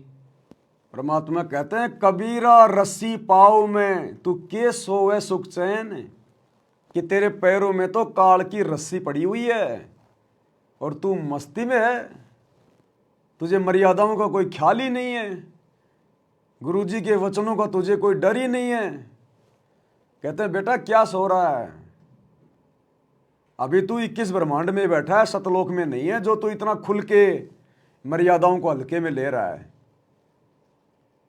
इस काल में फंसाते हुए 1 सेकंड भी नहीं लगती, 1 सेकंड भी। तो भाई और बहनों, जिन्होंने सतलोक जाना है, क्योंकि सत्संग उनके लिए किए जाते हैं, मर्यादा उन भक्तों के लिए होती हैं जिनको सतलोक जाना होता है। तो जिन भगत भाई बहनों ने सतलोक जाना है, वास्तव में अगर प्रधानमंत्री भी आपके घर पे आके आपको दंडवत प्रणाम करे और कहे कि भाई मैंने बीड़ी पीनी है, माचिस नहीं मिल रही है, एक माचिस दे दे, बोलो भैया खाना तैयार है, नहीं तो करवा देंगे, भोजन भंडारा करना तो कर ले, और माचिस के लिए भाई साहब दोबारा हमारे पैरों में मत पड़ना। ये माचिस तो अगर हमें कोई 3 लोगों का राज दे दे तो भी हम उसकी तरफ थूकने वाले भी नहीं हैं। ये कुकर्म करने के लिए माचिस नहीं देंगे, बुराई करने के लिए नहीं देंगे। तन खाना बनाना है, तन सर्दियों में हाथ सेकने हैं तो माचिस ले जा, 2 ले जा, लेकिन बीड़ी सिगरेट पीने के लिए माचिस नहीं देंगे, उल्टे काम करने के लिए कोई चीज़ नहीं देंगे। हमने तो इस कदर यहाँ पर दृढ़ और सावधान रहना है, फिर परमात्मा पीठ पीछे खड़ा रहेगा, पीठ पीछे। 21 ब्रह्मांड का काल भी हमारा बाड़ बाका नहीं कर सकता, फिर यहाँ की शक्तियों की तो औकात क्या है, क्योंकि हमारे को समर्थ का साथ है, सबका रिमोट समर्थ के हाथ में, वहीं जाम कर देगा वहीं। जैसे गरीबदास जी एक समय अपने घोड़े को लेके और कहीं जा रहे थे, तो रास्ते में उनका घोड़ा बिदक गया, घोड़ा बिदक गया उनका। अब वो तो मालिक की लीला थी, उन्होंने बिदकाया, उनका घोड़ा बिदक गया और दूर भाग गया खेतों में। अब खेतों में लोगों की फसल खड़ी थी, घोड़े ने वो फसल अपने पैरों से बर्बाद कर दी। गांव वाले ले लेके लठ आ गए और गरीबदास जी को मारने के लिए लकड़ी ऐसे लगाने लगे। उसी समय गरीबदास जी ने यूं हाथ कर दिया, वो सारे के सारे आदमी जैसे थे वैसे के वैसे वो पत्थर से बन गए, ऐसे कैसे खड़े हो गए, स्तब्ध, ना अले ना डुले, जाम हो गए। किसी ने यूं कर रखा था मारने के लिए तो यूं ही हो गया बस वो। और बातें सारी सुन रहे थे, बातें सारी सुन रहे थे, देख रहे थे, लेकिन शरीर जाम हो गया। थोड़े दिन बाद में गरीबदास जी ने उनको ढीला किया, बोला भाई मुझे क्यों मार रहे थे, मैंने क्या बिगाड़ दिया तुम्हारा। बोले महाराज जी, बाद में तो पता चल गया कि ये तो कोई शक्ति है। बोले महाराज जी आपका घोड़ा हमारी फसल नष्ट कर रहा था। अरे तो जानवर फसल नष्ट कर रहा था, ये इंसान थोड़ी है, जानवर है, गलती हो भी जाती है, इसका मतलब तुम इतनी बड़ी सजा दोगे, किसी को जान से मारोगे? बोले जी गलती हो गई। बोला मुझे ये बताओ, इस खेत में इस फसल से पहले तुमने कौन सी फसल जो है वो बीज रखी थी? बोला जी हमने, बोला इसमें तमाकू बीज रखी थी, तमाकू। तो गरीबदास जी ने कहा नालायको, ये मेरा घोड़ा जानवर, इसको भी इसमें बदबू आई जो तुमने ये इसमें तमाकू बो रखी थी पहले, उसके बाद में साफ सफाई करके तुमने दूसरी फसल बीज रखी है, उस पहले वाली तंबाकू की फसल के कारण मेरे घोड़े को भी बदबू आई और उस बदबू से बिदक कर ये दूर भाग गया, और तुम तंबाकू पी रहे हो, तुम तंबाकू पी रहे हो। उसके बाद उन लोगों ने माफी मांगी।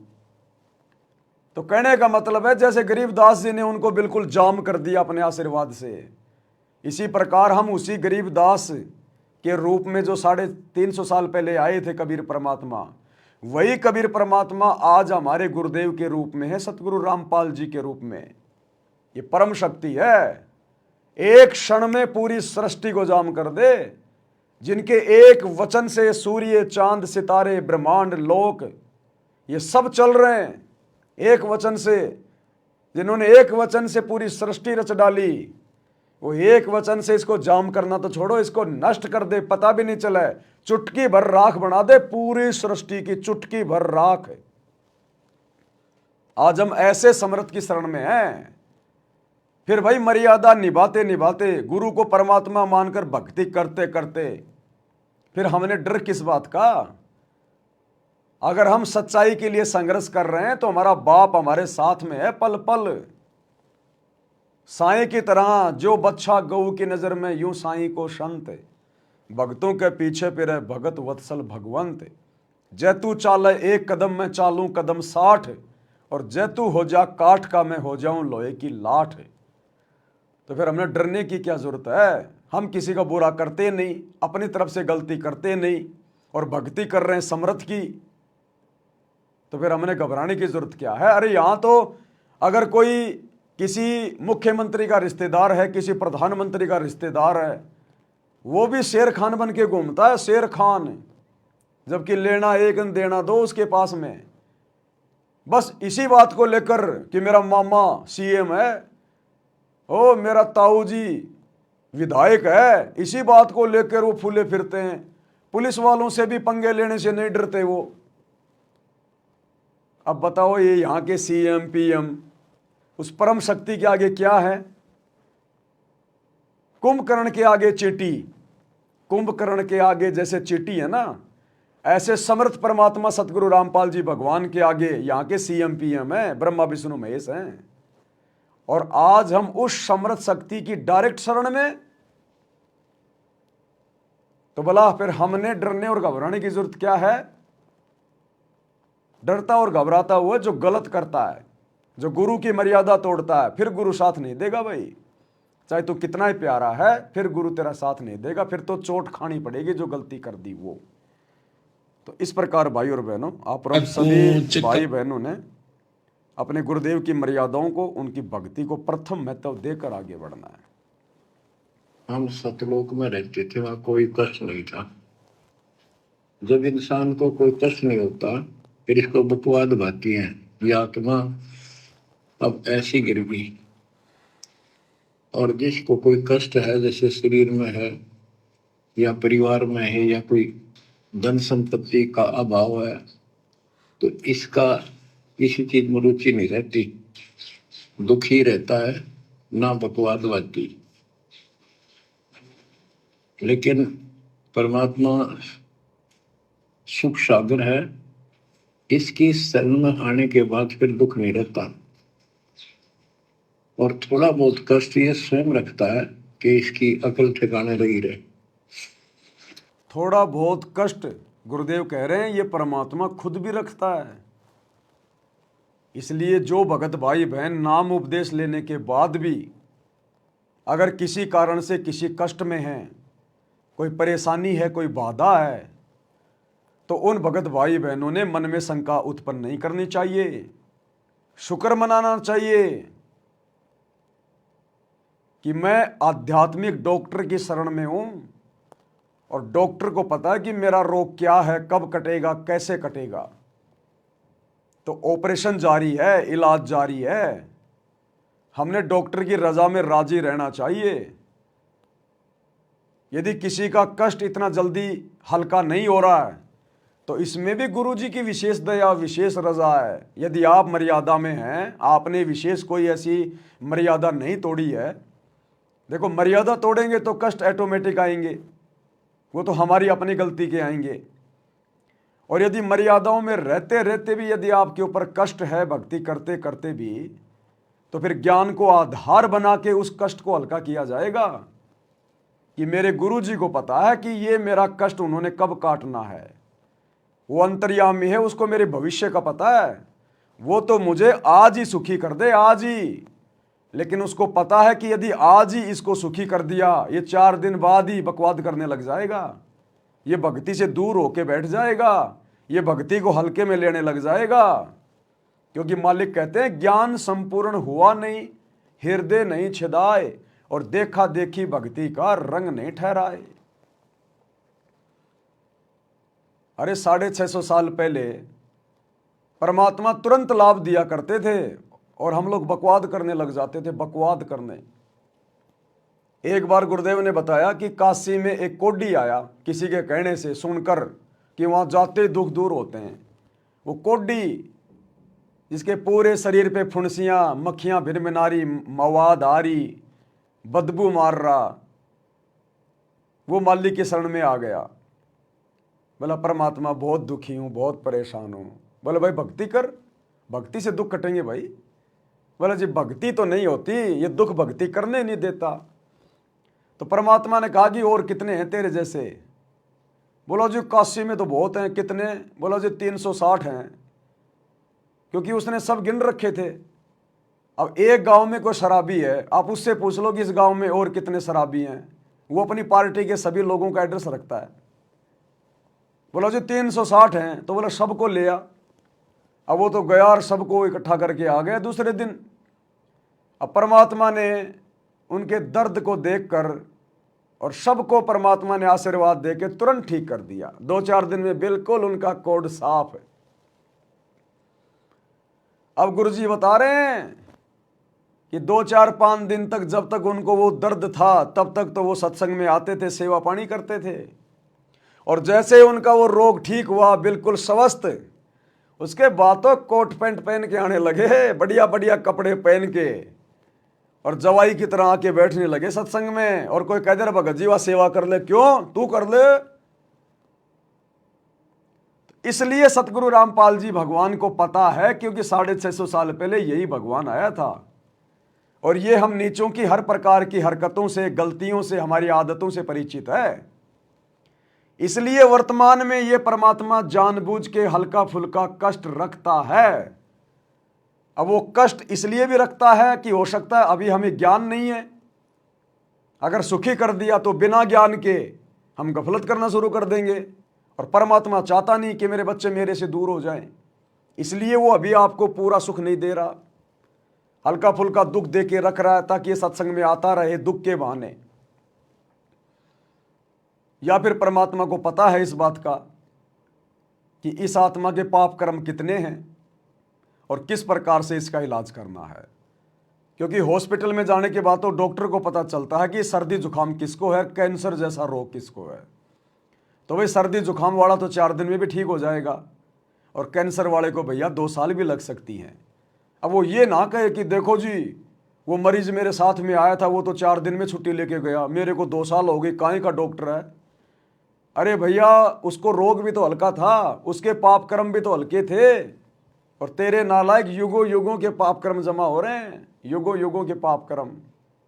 अब एक तो कपड़ा थोड़ा सा मैला है, वो तो पानी और साबुन लगाने से साफ हो जाए, और एक किसी जो है मैकेनिक का कपड़ा है वो पूरा का पूरा काला हो रहा है, तो भैया उसको तो फिर ड्राई क्लीन करवानी पड़ती है, और ड्राई क्लीन करने वाला 2-3 दिन लेता है। तो कहने का मतलब है इन सभी उदाहरणों को ध्यान रखकर, चाहे हम सुखी हैं चाहे हम दुखी हैं, यदि ज्ञान समझ में आ गया कि धरती पर इस ज्ञान से बढ़कर ज्ञान नहीं और इससे बढ़कर कोई मोक्ष मार्ग नहीं, और गुरु से बढ़कर कोई परमात्मा नहीं। तो फिर हमने अपने गुरु की रजा में राजी रहना चाहिए कि परमात्मा दास ने स्वयं को आपके चरणों में समर्पित कर दिया है। हे मालिक, मैं आपका मरीज, जन्म और मरण का रोगी, आप मेरे डॉक्टर। परमात्मा जैसा आप चाहो वैसा करना। यदि मैं बकवाद भी करूं तो परमात्मा मेरी मन की बातों को ना सुनना।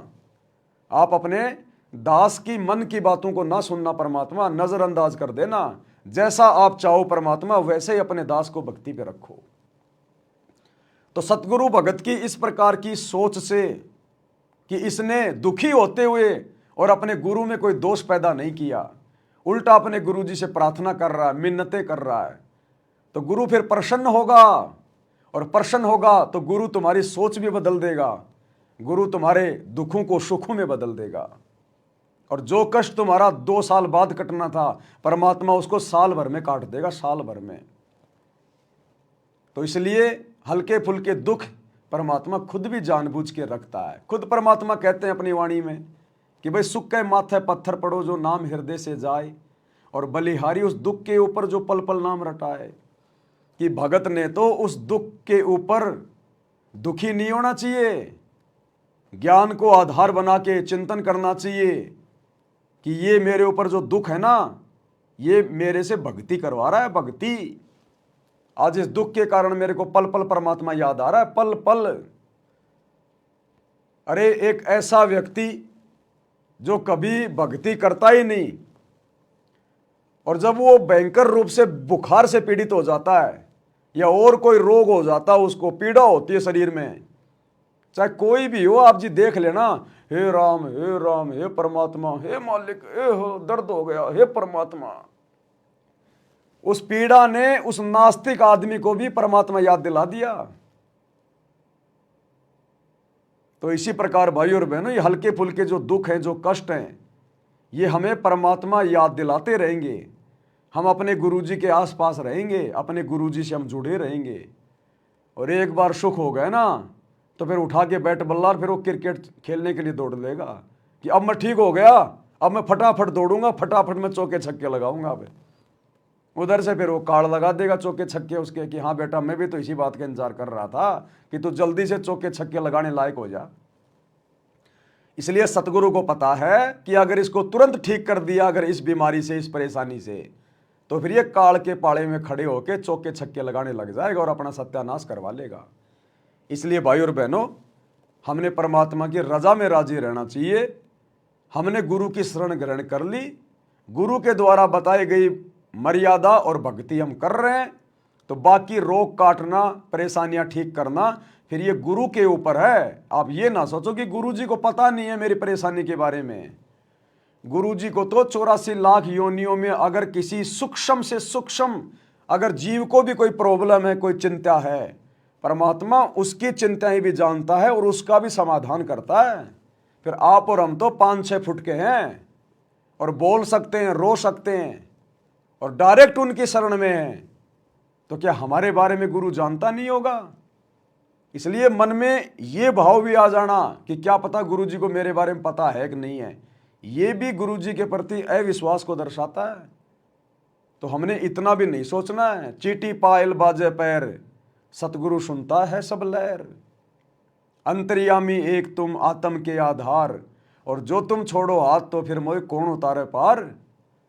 तो सतगुरु पर शौपन में भी दोष नहीं देखना है, और जिस हाल में रखे, क्योंकि भाई और बहनों, राजाओं को राज्य भी इसी ने दिया हुआ है उनके पिछली भक्ति के कारण, और भिखारियों को भिखारी भी इसी ने बना रखा है पिछले जन्मों में भक्ति ना करने के कारण।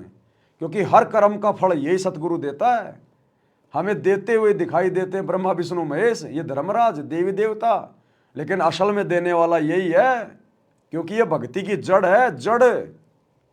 और जड़ से ही पेड़ बनता है, टहनियाँ बनती हैं, फिर उनके फल लगते हैं। तो देने वाला यही है। फैक्ट्री में महीने के दिन सैलरी देता हुआ तो मैनेजर दिखाई देता है, ठेकेदार दिखाई देता है, लेकिन उस मैनेजर को और ठेकेदार को वो हजारों लोगों की तनख्वाह दी किसने? फैक्ट्री के मालिक ने। तो इसी प्रकार आज हम डायरेक्ट उस मालिक की शरण में हैं। और हम पल पल उसकी नज़र में हैं। वो शौपन में भी हमारे से दूर नहीं होता। अरे हम तो वैसे उसको भूल जाते हैं सांसारिकता में, काम धंधे में।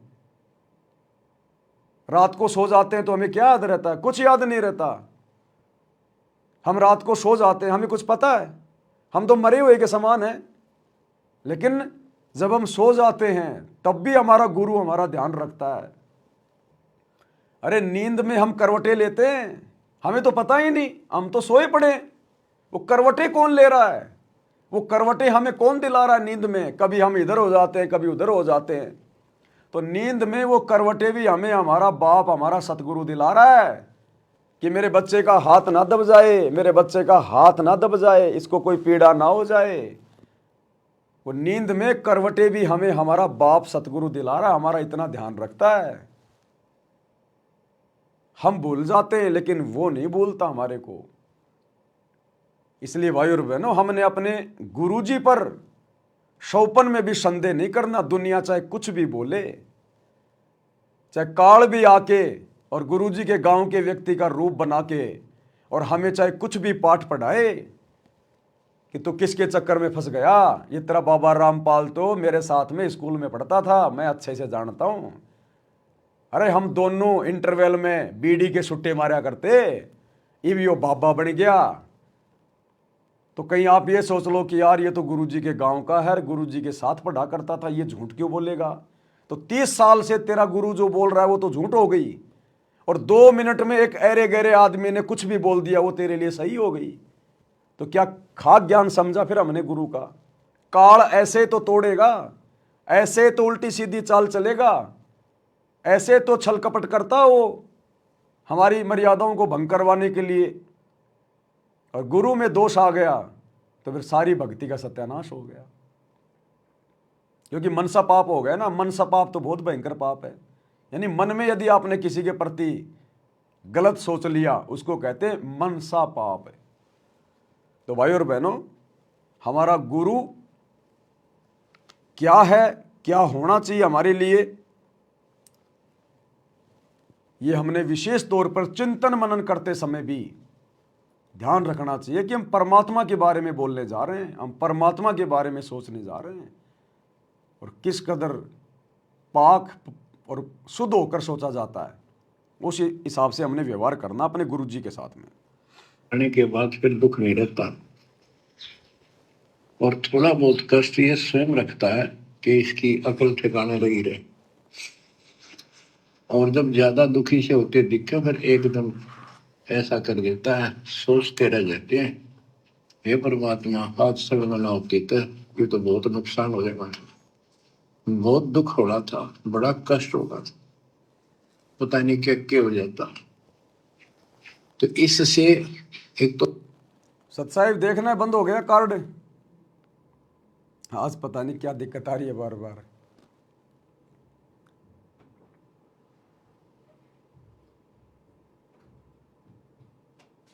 देखना क्या हो गया, कार्ड बंद हो गया, लाइव क्या आ रहा है? लाइव तो शायद चल रहा है, कार्ड क्वाड तो नहीं भर गया? फिर लाइव चल रहा है, बंद हो गया? चल रहा है। अब आगे स्क्रीन, अब आ गई स्क्रीन, आ गई। इसको डायरेक्ट पावर में लगा दिया। क्या प्रॉब्लम हो गई थी? कैमरा हैवी है ना थोड़ा, फिर डायरेक्ट पावर में लगा दीजिए। चलो सेट कर, मैं बोल दूँ? बोलते रहो, कोई दिक्कत नहीं है। ठीक है, थोड़ा सा कैमरे में दिक्कत आ रही है भाई और बहनों। तो क्या कह रहे हैं परमात्मा? कहते ये तो बहुत नुकसान हो जाएगा, बहुत दुख हो रहा था, बड़ा कष्ट होगा था, पता नहीं क्या हो जाता। तो इससे एक तो परमात्मा दुख में याद रहा, फिर अचानक ऐसा प्रबल सुख कर दिया गजब का, उस चमत्कार के कारण दाता याद रहा कई दिन तक। तो ये परमात्मा कहते सोचल छिद्र में करूं अपने धन के काज, सोचल छिद्र करूं 100 होए। क्यों? हम अपने हैं इसके, ये हमारा पिता है। एक उदाहरण दिया जाता है, जैसे अब्राहम सुल्तान जो था वो इसका अपना हो गया था, उसने संबंध वाले शरीर में अपने बेटे को भी काटने पे पीछे नहीं हटा, सिर काट दिया मालिक के नाम। अब उसको अपना मान लिया इसने। जैसे अब आरती पढ़ते हैं, दीनन के जी दयाल भक्ति कर लीजिए, खाने का गुलाम अपना कर लीजिए। अपना मान लो दाता, हमने अपना ही जो मानेगा ऐसा नुक्ता होगा, जैसे अगर जैसे संबंध ने किया। क्या कह रहे हैं गुरुदेव? पूरी तरह से गुरु का आशीर्वाद हमें कब मिलेगा? पूरी तरह से गुरु हमें कब आशीर्वाद देगा? जब गुरु हमें अपना मान लेगा। भाई चलो, हमने नाम ले लिया, हम भक्ति कर रहे हैं, सत्संग में आ रहे हैं, जा रहे हैं, हमने गुरु जी को अपना मान लिया, और हमने माना नहीं माना, कितना माना, वो भी गुरु को ही पता है, क्योंकि वो अंतर्यामी है। लेकिन बात तो उस समय बनेगी जब गुरु हमें अपना मानेगा। और उदाहरण दे रहे हैं परमात्मा कि जैसे गुरु ने सम्मन को अपना मान लिया था, अब्राहिम सुल्तान को अपना मान लिया था। क्यों? नुक्ते ऊपर रिजे गारे, कोटि कर्म जल जा तुम्हारे। ऐसा नुक्ता बनाना पड़ेगा, नुक्ता।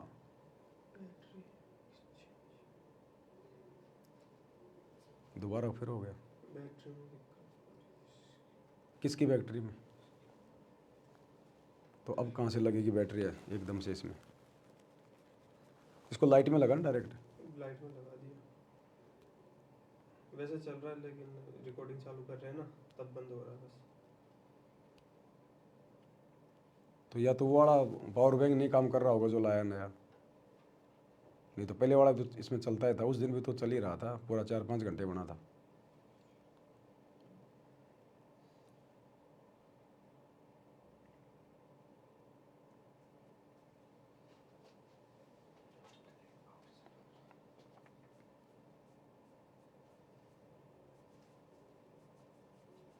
रुकना पड़ेगा क्या?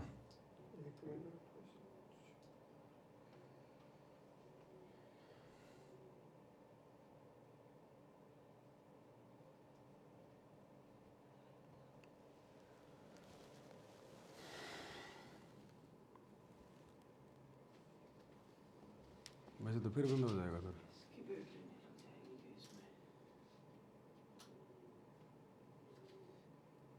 छोटी होगी एक,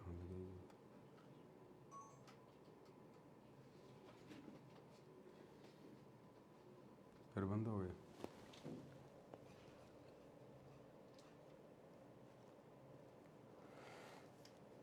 डिस्कनेक्ट कर देते हैं फिर लाइव को एक बार, हैं?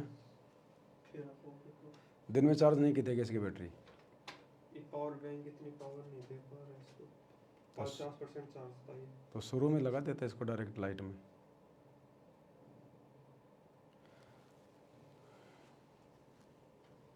चलो एक बार मैं लाइव को डिस्कनेक्ट कर रहा हूँ, फिर दोबारा लाइव आ जाएंगे, थोड़ा एक चार्ज हो जाएगा तब तक। अभी टाइम क्या हो रहा है? 4 बज गई ना, 4 बज गई। आधे घंटे बाद फिर लाइव आ जाएंगे एक बार। सत्साई भाइयों और बहनों, कैमरे की थोड़ी बैटरी डिस्चार्ज है, बीच बीच में डिस्टर्ब करेगा। तो अभी हम विशेष संदेश नंबर 7 पर 7 मिनट तक आ चुके हैं। या तो दास कोशिश करेगा, अभी 4 बची है, 4 बज गए हैं, 4:30 बजे तक एक बार दास फिर लाइव आएगा। समय हो तो जुड़ जाना। तो 4:30 बजे दास कोशिश करेगा, नहीं फिर रात को 8 बजे जीने की राह पे वीडियो बनेगा, फिर कल ही बात बनेगी।